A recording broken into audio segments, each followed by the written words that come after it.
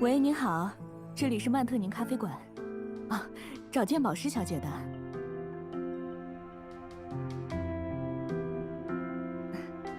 鉴宝师小姐，有您的电话。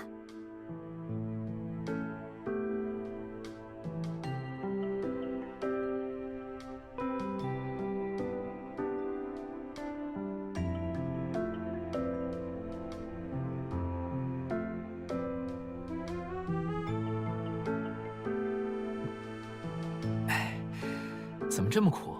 不是说好给我多加点糖和奶吗？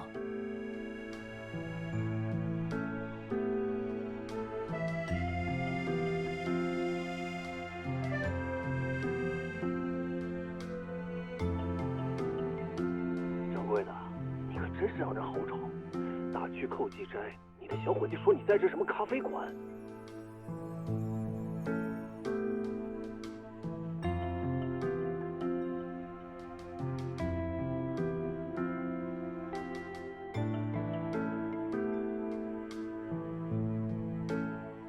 下次，你的意思是？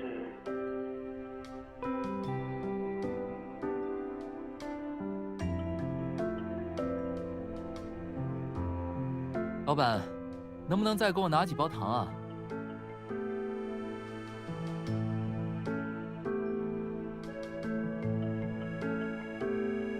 寓意咬钩，注意收网的力度。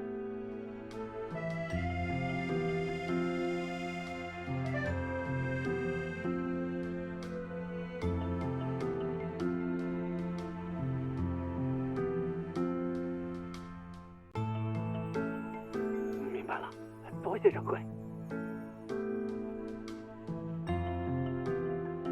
结账。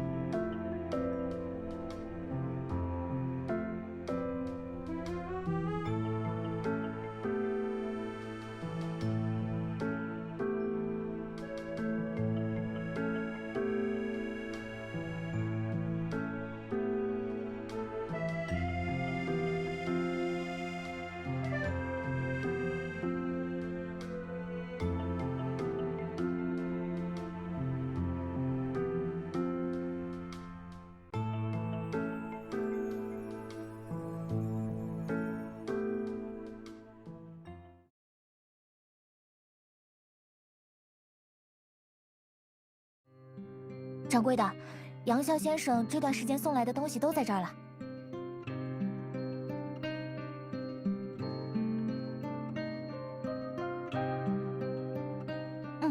那你也别熬得太晚了。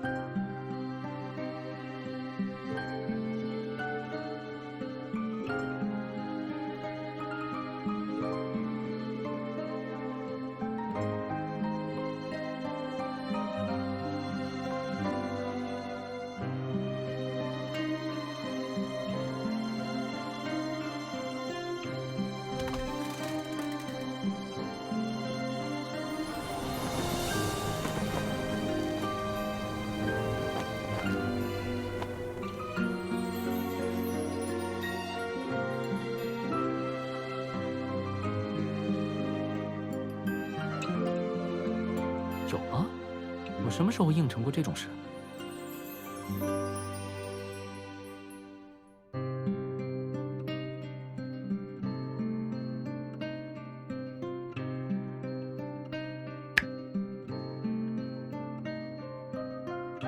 花生，你去。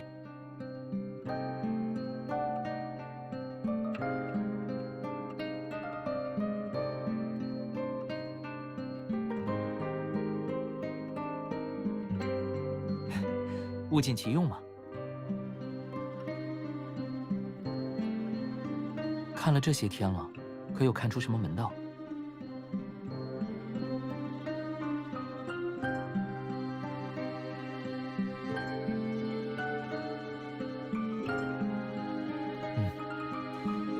它的确不像寻常的墓室锁或宝箱锁，倒像一个信物，一种感觉而已，不提也罢。经过我和杨笑这段时间的调查，夏家并没有人将家族里的东西拿出来变卖，看来是盗墓贼作祟无疑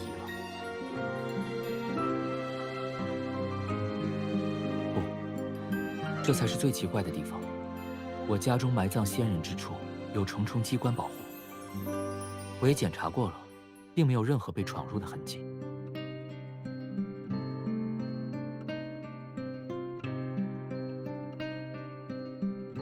在魏明城附近，有一处和夏家有关的墓葬，却为我们夏家人所不知。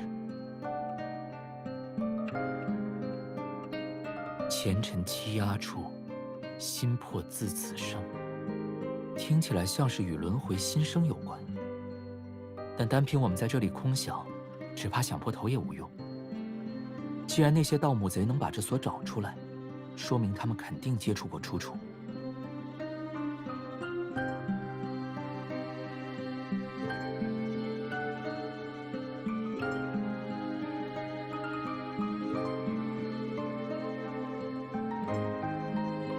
你说的都很有道理，但谁说让人带路就非得让他们知道呢？盗墓贼一向唯利是图，只要我们略施小计，诱惑他们重返旧地不就好了？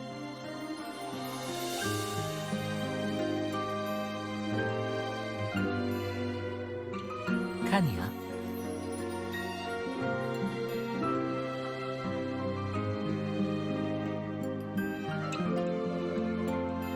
看你有没有成为一个好演员的天赋。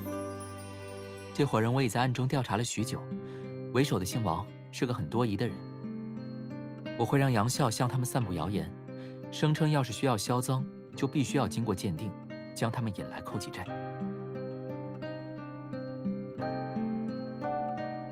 然后你就编个由头，说那个墓葬应该有更多值钱的物件，他们就肯定会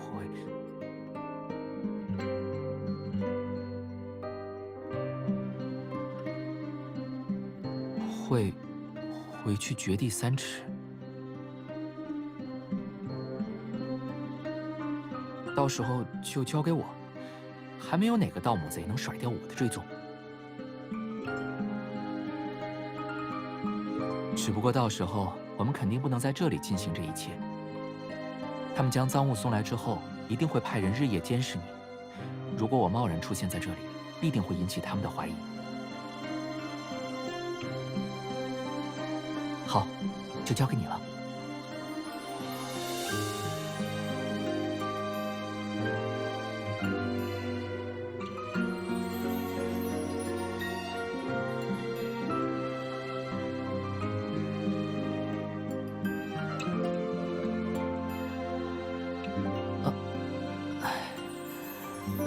许是这几天没休息好，有点头晕，医生说吃些糖就会好。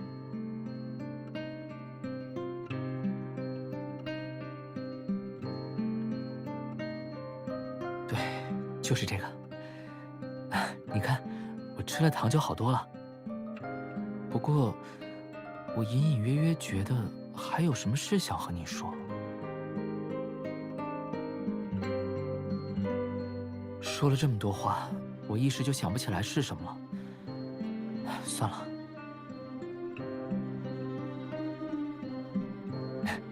说不定我就只是想说，今天的月亮很圆，想和你一道看看。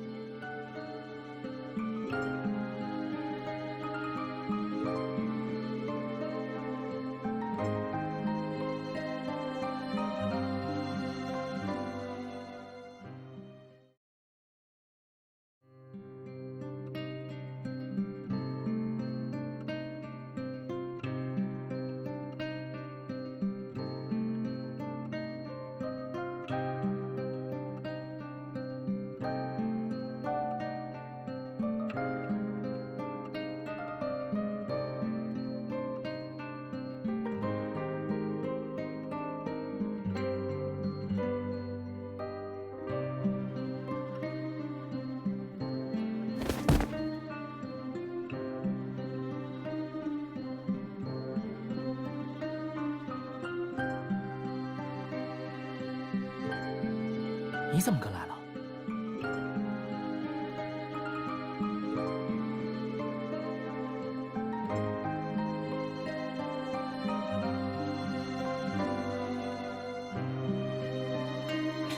这里很危险，你不该来。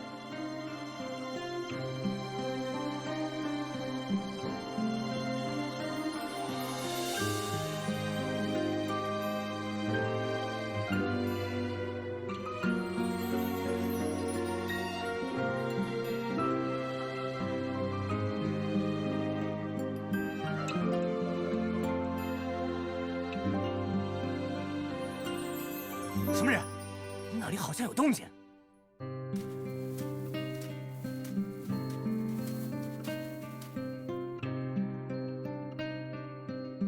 原来是只野兔子，吓老子一跳。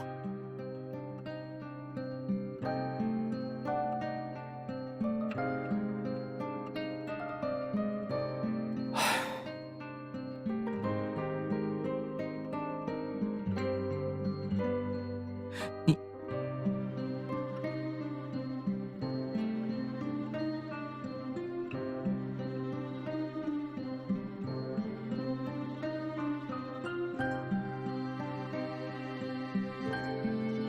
跟紧我，不要擅自行动，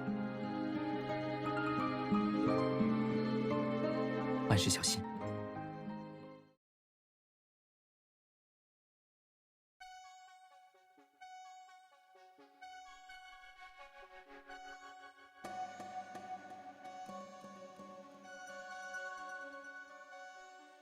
看来就是这里了。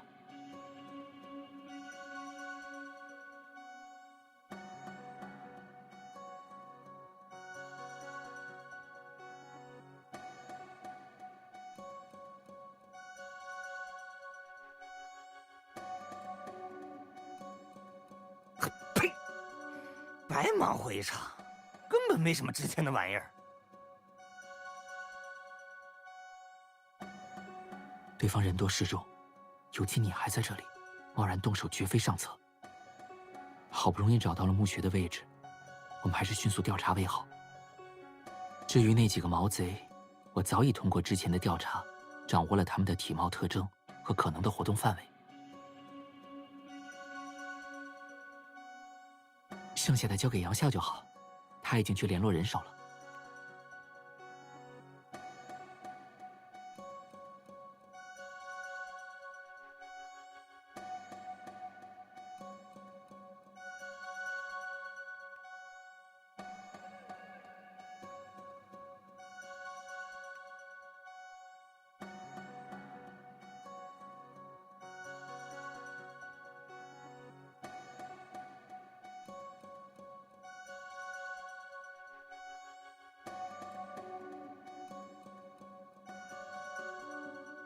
而且刚才那伙人翻找了那么久，还是一无所获。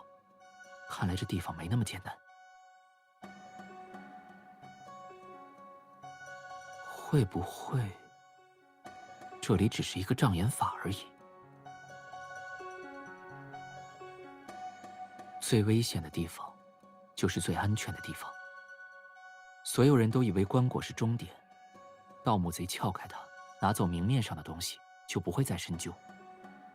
但如果秘密就藏在棺椁本身呢？要不，我们躺进去看看？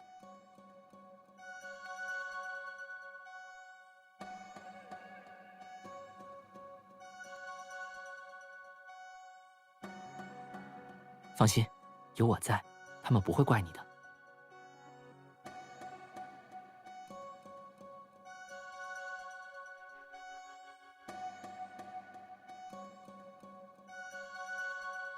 这里，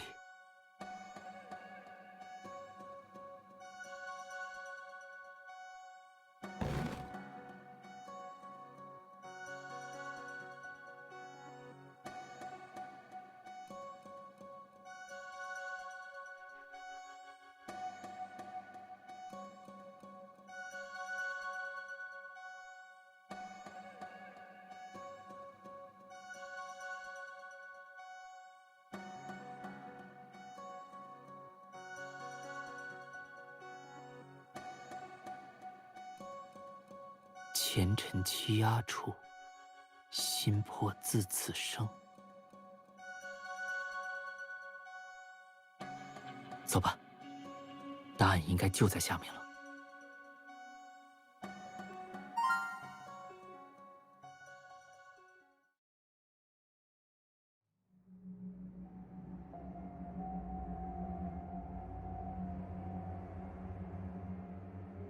还好吗？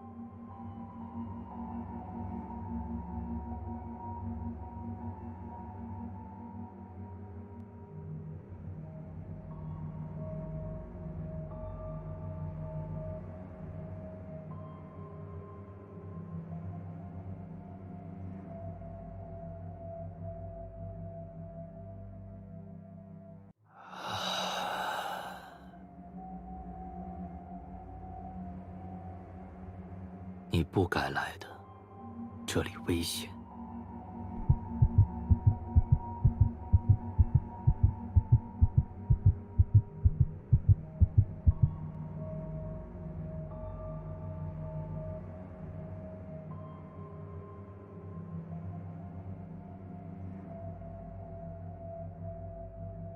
那把锁很重要。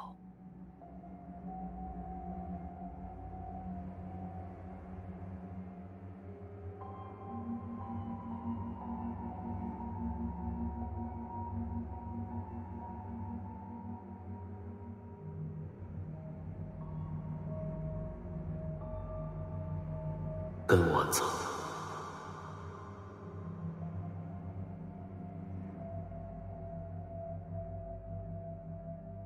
别怕，我在。我好像忘了很重要的事。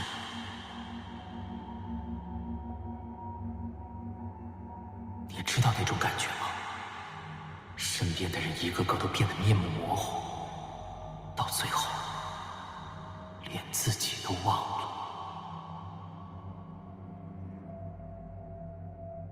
你究竟是谁？而我又是谁？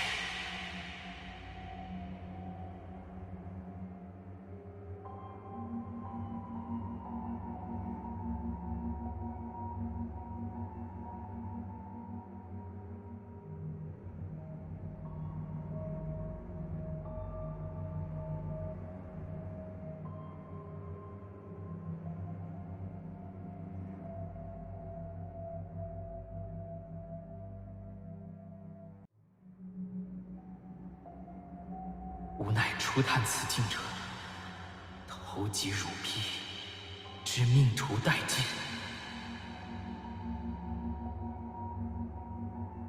未破足恶，求一线生机，无甘负此地。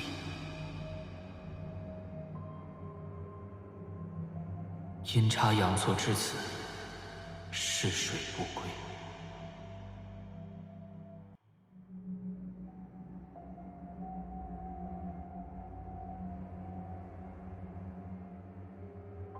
你呢？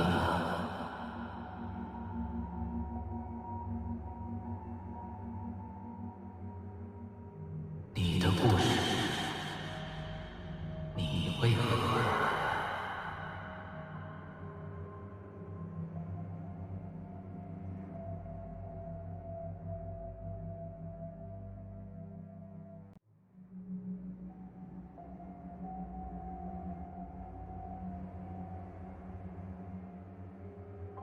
醒醒！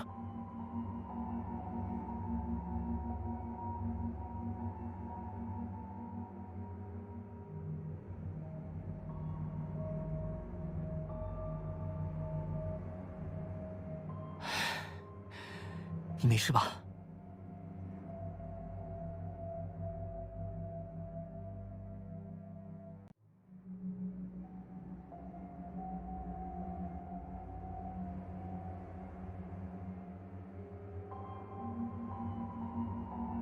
我没事。其实我们夏家每一代都会有几个人天生便可免疫各种幻象与毒物。正因如此，我们夏家人才可以如入无人之境般去往各种常人无法深入的地方。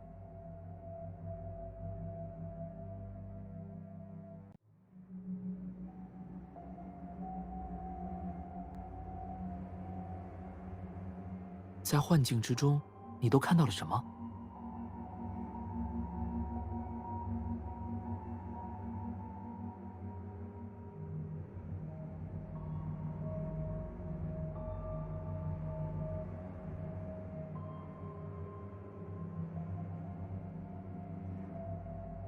这里太暗了，跟紧我。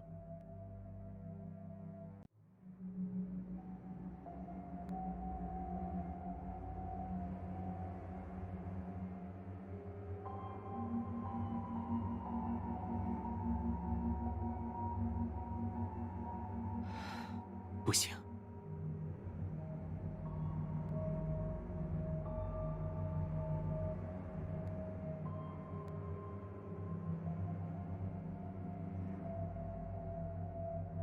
这样走下去只是原地打转，感觉镜子和声音都在干扰我们的判断。静者，见也，可映照万物，亦能惑乱人心。设计此地的前人，用意恐怕并非单纯困住闯入者，或许他是在考验，或者指引。这些模糊的镜像、扰人的回音都是表象。我们越是依赖眼睛去看清出路，依赖耳朵去分辨方向，就越是深陷于重重迷雾之中。真正的路径，可能根本不需要用眼睛去看。相信直觉，毕竟这条甬道必然存在一个真实的出口，它绝不会因外物而改变。会害怕吗？没有了光亮，我们要面对的就是全然的未知。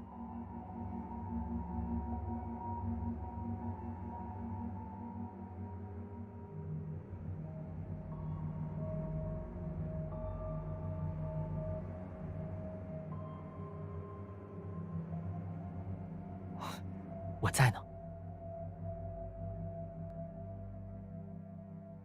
跟我来就好，慢一点也没关系。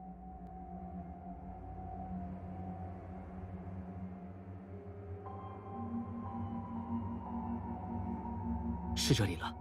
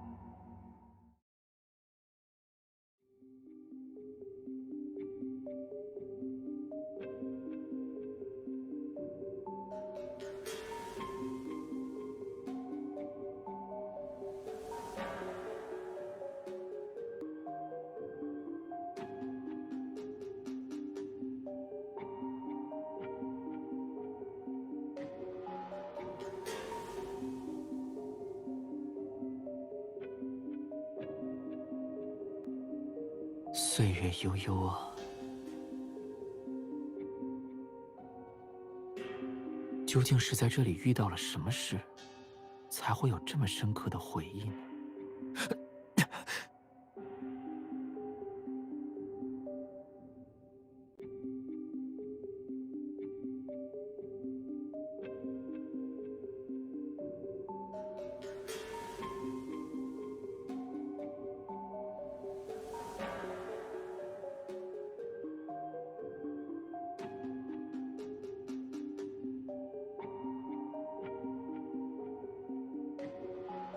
都已经到这里了，再放弃，太可惜了。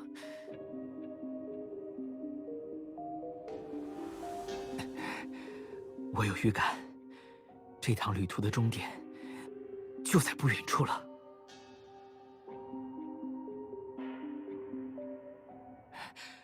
你看这里的形状，是不是有些眼熟？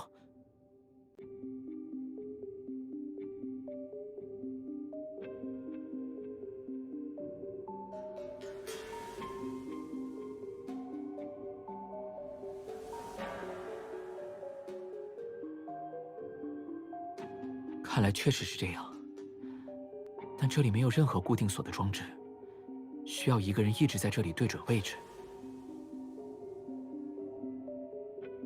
不行，这太危险了，谁也不知道机关开启后会发生什么。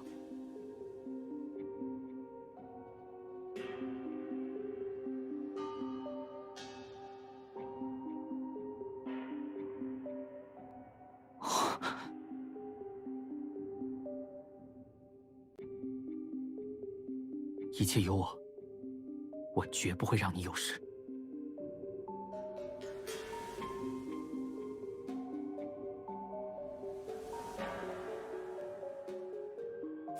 小心！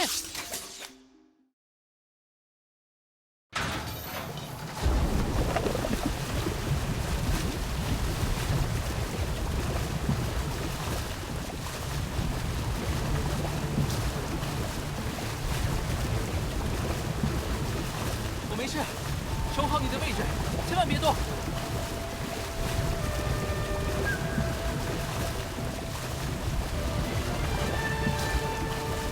你还好吗？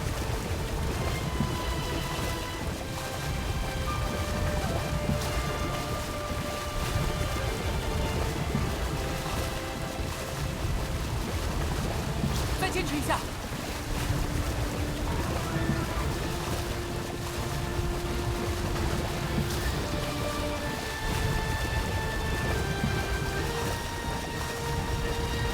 这些金属丝的走向，对上砍下为困卦，砍上对下为劫卦。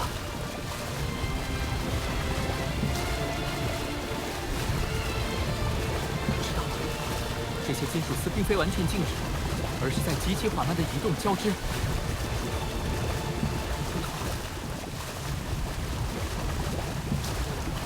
没错，虽然被金属丝简化抽象了，但这整体的框架和关键的连接点与星图何其相似。看来破局之关键必在斗柄。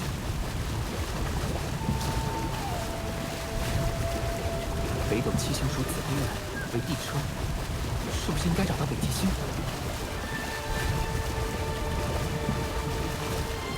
北辰居其所而众星拱之，北极星在。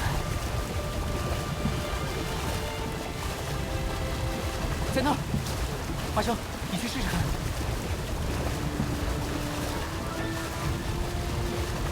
怎么回事？怎么会没有机关按钮？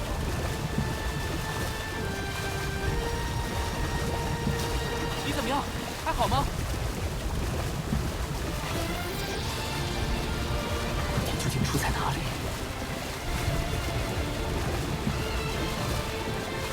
此刻我们在地里，所见星宿是与地上相反的镜像才对。我看到了。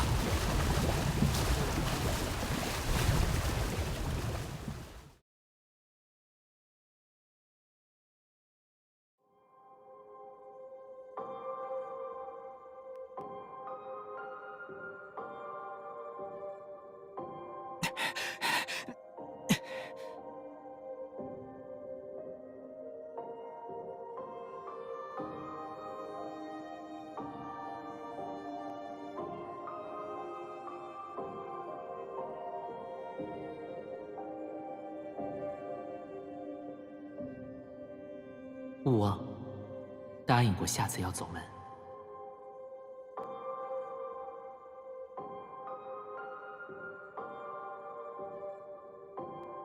勿忘，曼特宁咖啡馆之约。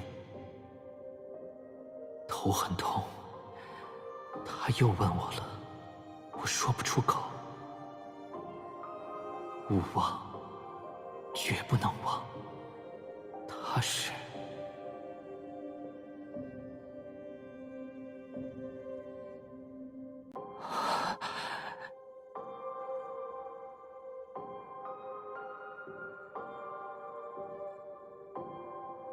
我之前告诉过你，我能免疫一些毒瘴幻境，但这种能力是有代价的。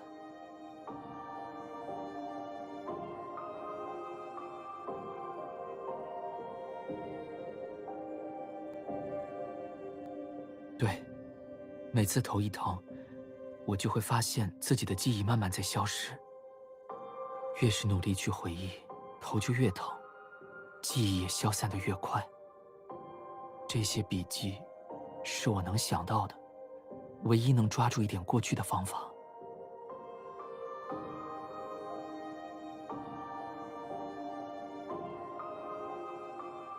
是止痛药，可以帮我暂时缓解疼痛。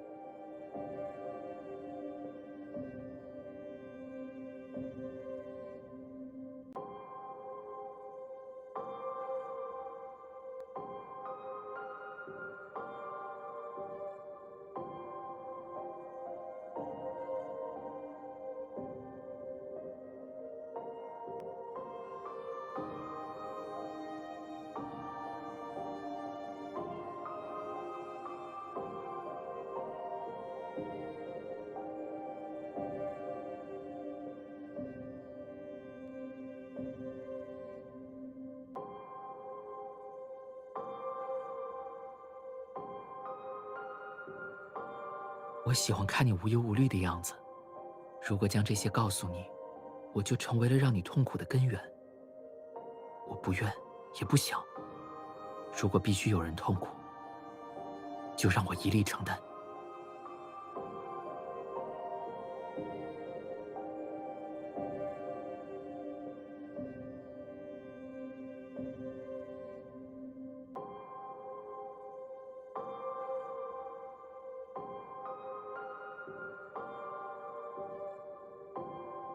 我当然相信，可这不应该是你的责任。我怎么能用这样的理由把你留在我的身边？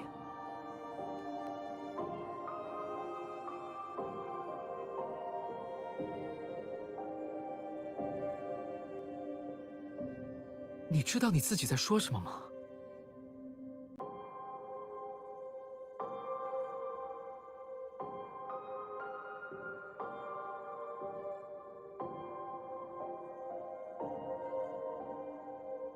就算我有这样的怪病，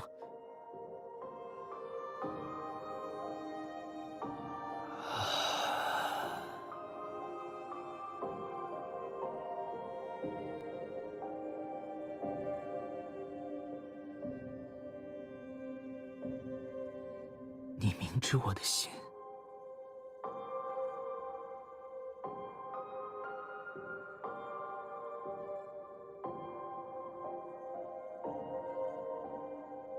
你总是如此坦荡又勇敢，让我怎能不为之心动？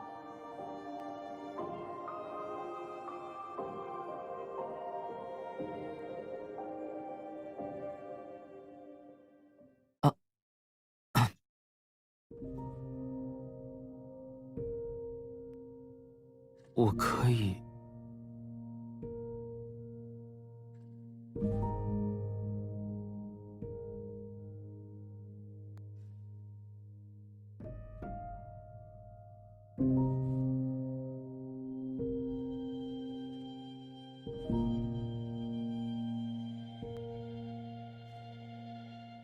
恐怕是的。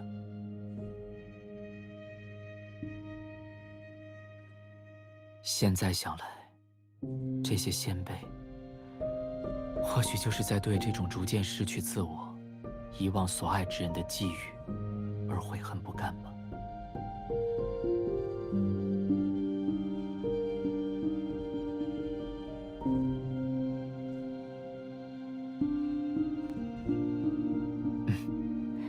既然来了，总要探个明白。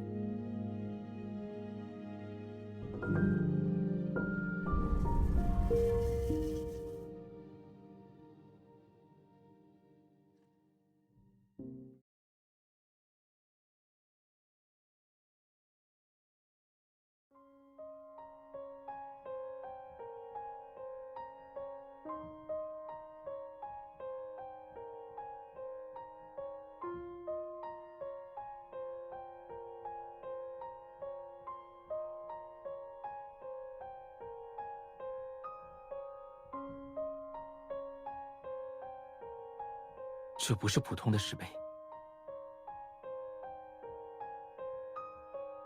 这叫做流影石。制造这种石头的技术早已失传，没想到今日竟能得见。据说想要启动其上的机关，需要一个特殊的钥匙。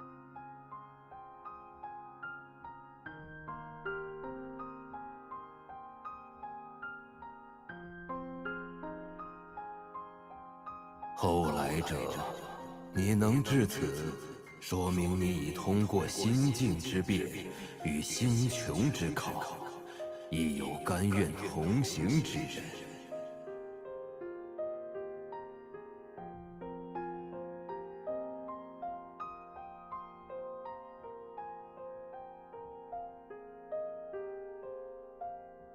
基座下有共振装置，应该是做了一个一体的机关。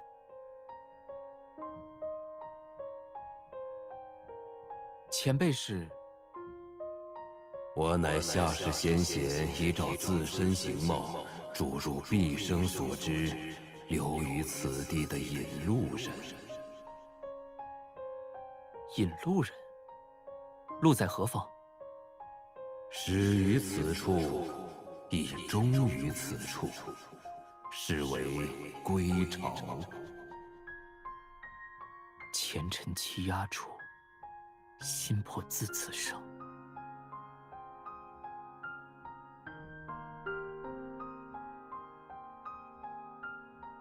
下世血脉，偶有异禀者，可洞察虚妄，抵御百毒。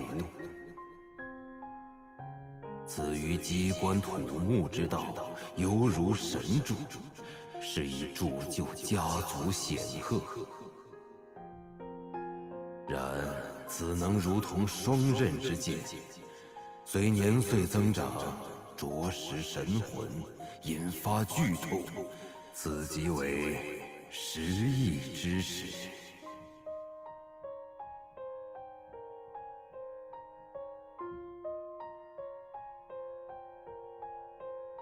若不加以干预，神魂耗尽，肉身亦将随之崩解，寿数难于3载。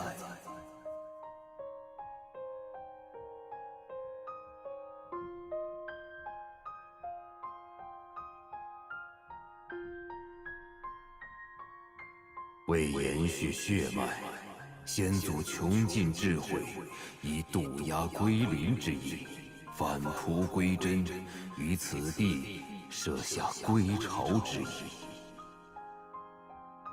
利用此地特殊的地脉能量与机关阵法，引导受术者主动剥离封存所有记忆。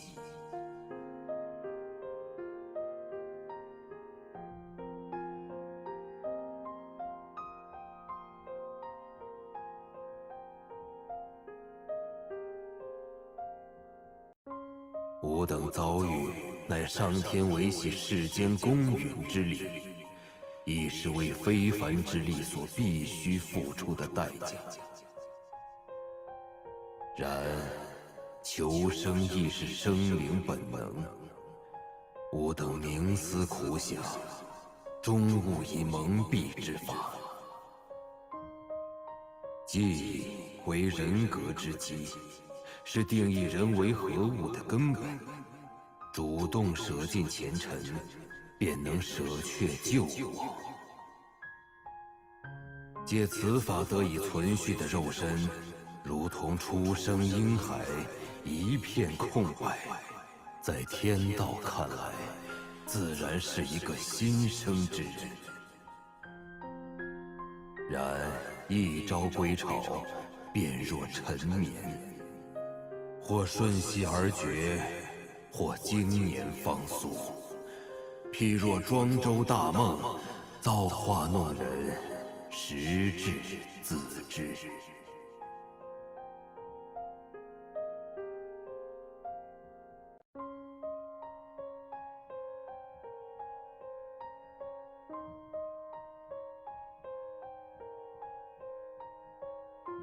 不过，这一切皆取决于你自身，吾等不会逼迫于你。生与死，如何生，如何死，由你自己决定。好一个如何生，如何死！摆在我面前的，当真有过第二条路吗？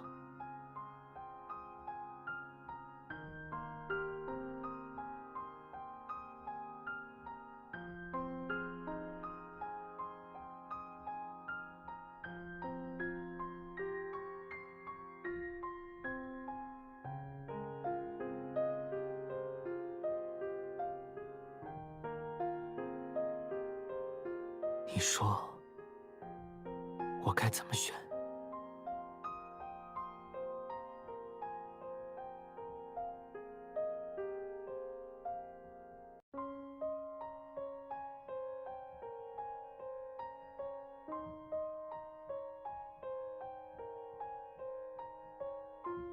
我应该忘记这所有的一切吗？我应该舍弃这个记得你的夏宴吗？放弃所有记忆，不就等同于夏宴这个人的死亡吗？更何况，归巢之后，若是我睡了太久太久呢？我们还能再见吗？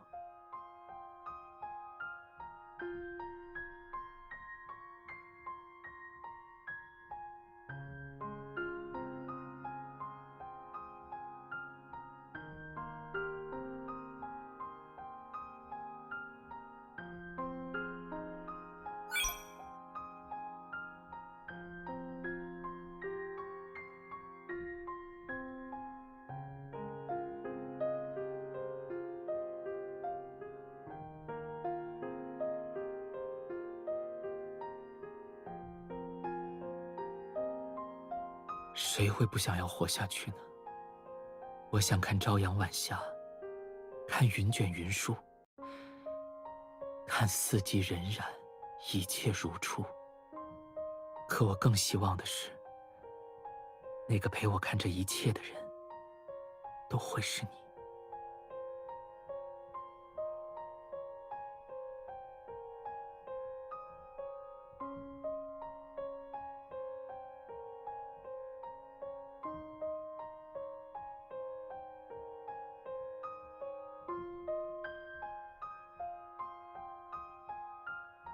好，我永远不松开。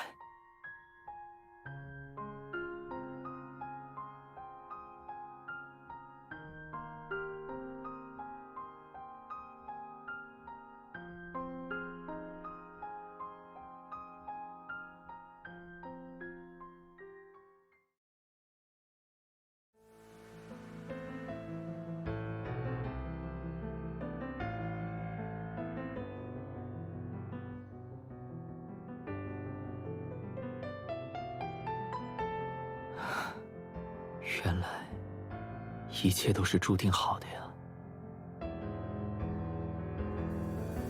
不管是之前在石殿，还是现在这个所谓的归巢仪式，都至少需要2个人来一起操作。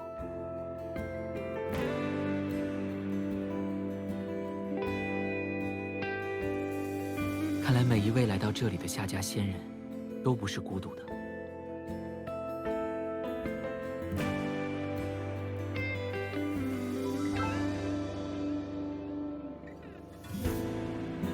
那石殿上的悔字，应当也是他们刻下的吧？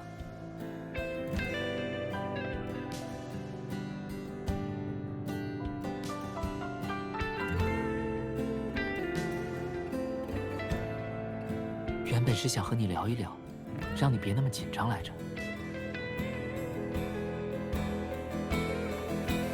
但我好像适得其反了。你在这里的话，再疼我也能忍。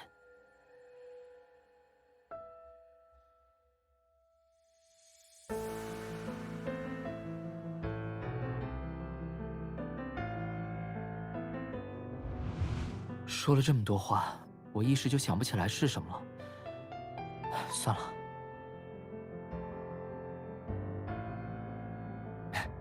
说不定我就只是想说，今天的月亮很圆，想和你一道看看。你怎么跟来了？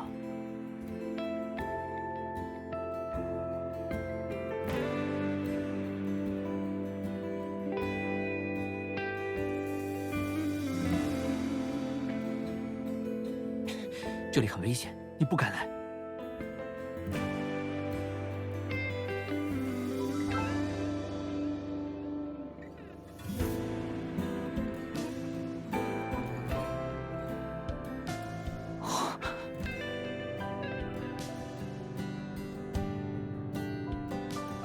一切有我绝不会让你有事。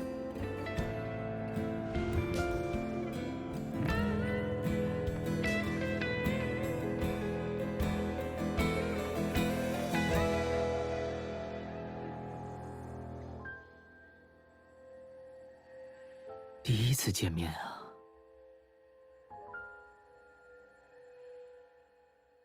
我记得那是一个春日，我来到寇济斋门口。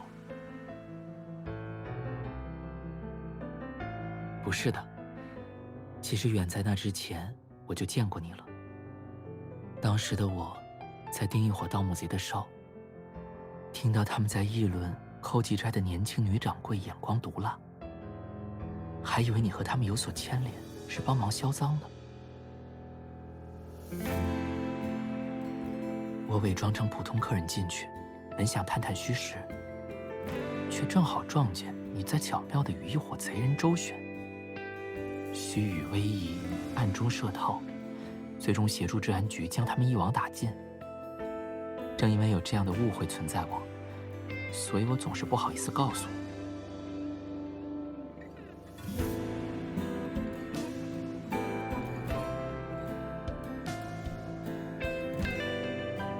那一次，你给我留下了太深的印象，所以后来再和你见面，我表面上故作镇定，心里其实满是庆幸，庆幸能有机会真正的认识你。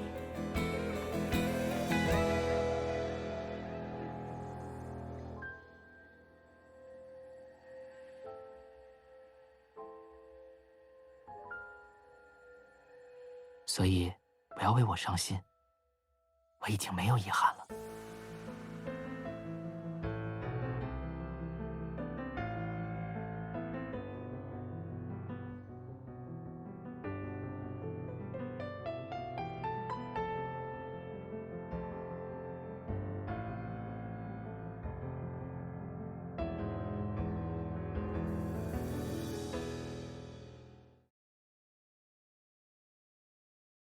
掌柜的，掌柜的，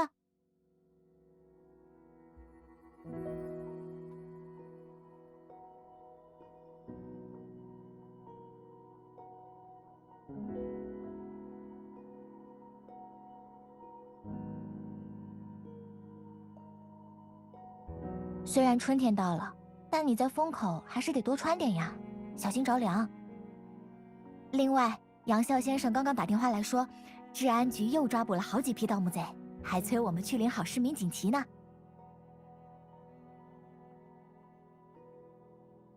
唉，要是能全都忘了才真好呢。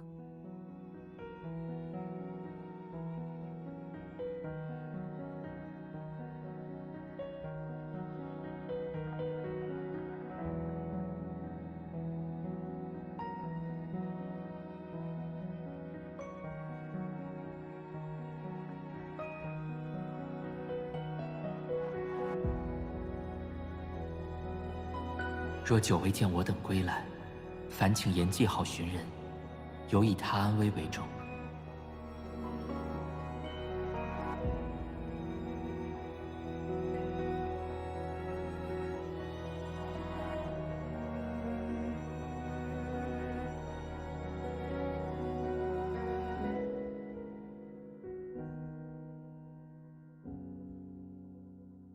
糖炒热白果，香是香来，糯是糯，野里开花2粒大。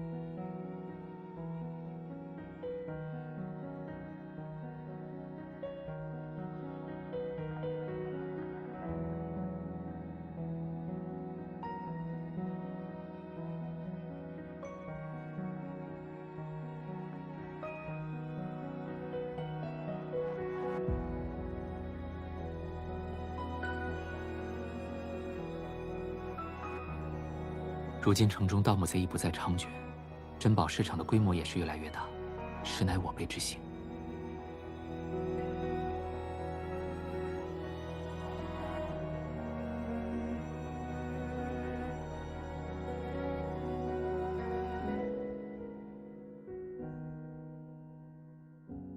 掌柜的。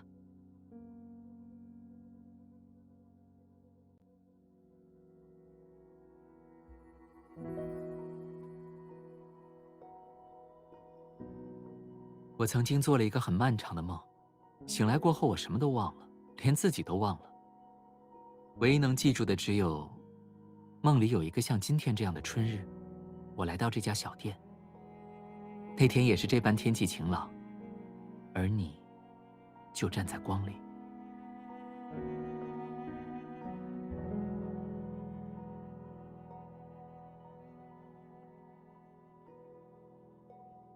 是啊，我也没想到，就这样一面，竟让我记了好多年。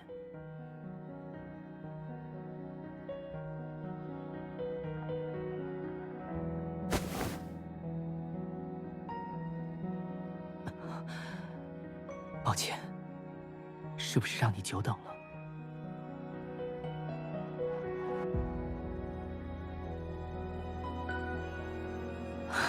是我错了，就罚我陪你看今后每一天的山高月小，蝉鸣雪落，看光阴流转，此心不已。